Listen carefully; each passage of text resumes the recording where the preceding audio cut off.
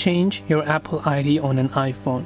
If you want to change your Apple ID on an iPhone, you have to log out of your current Apple ID and log into another Apple ID.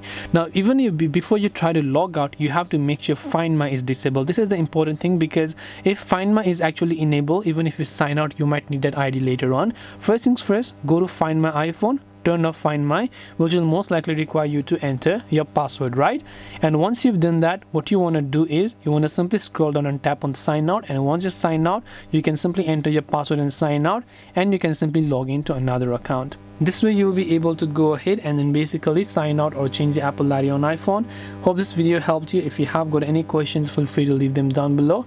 Thank you for watching till the very end of this tutorial, and as always, see you soon in the next video.